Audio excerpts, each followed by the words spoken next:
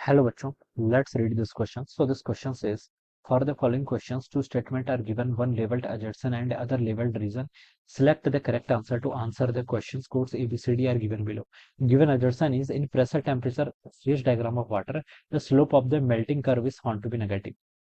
इन pressure temperature PT curve हमें draw करना है किसके लिए, वाटर के लिए। Slope of the melting curve negative होता है। रीजन दिया है कि आइस कॉन्ट्रैक्ट्स ऑन मेल्टिंग। ठीक है, तो देखिए बच्चों, इसको हम यहाँ पर सॉल्व करते हैं। तो इस क्वेश्चन का की कॉन्सेप्ट देखिए, प्रेशर टेम्परेचर कर्व लिख लीजिए। ठीक है, की कॉन्सेप्ट क्या लिख लीजिए, प्रेशर टेम्परेचर कर्व। ठीक है, या फिर पीटी कर्व लिख सकते हैं किसके लिए, वाटर के लिए। ठीक है, तो pressure temperature curve, this will be the key concept of this question. ठीक है, अब बच्चों देखिए, प्रेशर टेम्परेचर कर्व हमने पढ़ा हुआ है। ठीक है, जब हमने boiling triple point of water पढ़ा हुआ है। ठीक है, तब हमने ये पढ़ा हुआ है। देखिए प्रेशर आपका यहाँ पर वाई एक्सेस के अलॉन्ग किया जाएगा, आपका प्रेशर आ जाएगा, और एक्स एक्सेस के अलॉन्ग किया जाएगा, आपका यहाँ पर टेम्परेचर आ जाएगा। ठीक है, अब देखिए जो आपका ट्रिपल पॉइंट होता है, ट्रिपल पॉइंट यहाँ पर कहीं लाई करता है। ट्रिपल पॉइंट क्या होता है, जिसमें आपकी तीनों स्टेट क्या करती हैं, आपकी साइमल्टेनियसली लाई करती है।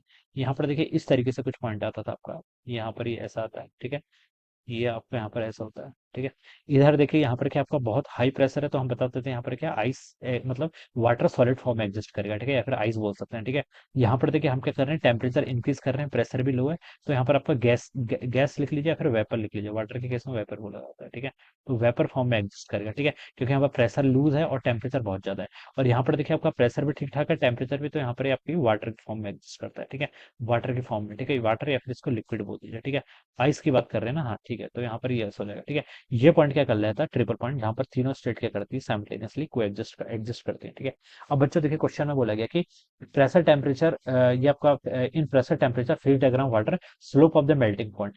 यहाँ पर आपका देखिए आइस यानी कि सॉलिड फॉर्म में है। ठीक है, और यहाँ पर क्या है, आपका लिक्विड फॉर्म में। ठीक है, तो सॉलिड से लिक्विड में कन्वर्ट करना है, ये वाला जो पॉइंट होगा इसे हम क्या बोलते हैं, मेल्टिंग पॉइंट। तो मेल्टिंग पॉइंट देखिए, ये आपका प्रेशर टेम्परेचर कर्व है, इसका स्लोप क्या है, इसका स्लोप नेगेटिव है। ठीक है, पॉजिटिव स्लोप क्या आपका होता है, पॉजिटिव स्लोप होता है। देखिए जब आपका प्रेशर वाला जो कर्व है, ये टेम्परेचर के साथ, देखिए ये आपका टेम्परेचर है और ये क्या आपका प्रेशर। ठीक है, तो देखिए ये कितना एंगल बना रहा है, it is making greater than 90 degree का एंगल। ये जो टोटल एंगल है, ये ग्रेटर एंड देन 90 डिग्री है। यानी कि थीटा क्या आपका ऑब्ट्यूज है, ऑब्ट्यूज थीटा अगर आपका होता है, तो उस केस में आपका स्लोप क्या आता है, आपका नेगेटिव आता है। क्या आता है, नेगेटिव। ठीक है, तो यहाँ पर ये जो लिखा है कि जो आपका at melting point pressure temperature का जो कर्व होगा, इसमें जो स्लोप होगा वो नेगेटिव आएगा। ठीक है, वही यहाँ पर लिखा गया, in pressure temperature phase diagram water the slope of the melting curve is found to be negative. तो एंगल ऑब्ट्यूज है, तो ये नेगेटिव आएगा। तो ये अजर्सन तो बच्चों क्या है, बिल्कुल करेक्ट है।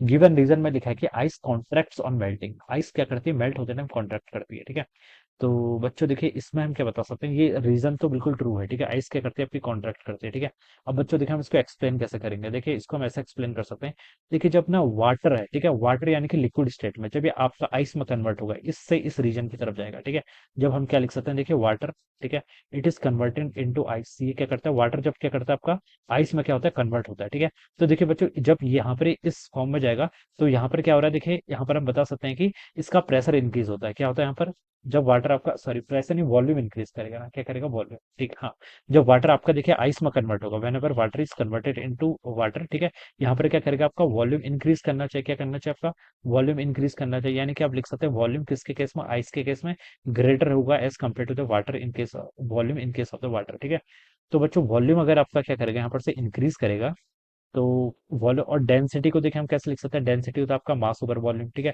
डेंसिटी क्या है, इनवर्सली प्रोपोर्शनल वॉल्यूम। तो हम लिख सकते हैं आपकी डेंसिटी ऑफ आइस क्या होनी चाहिए, स्मॉलर होनी चाहिए as compared to the density of the water.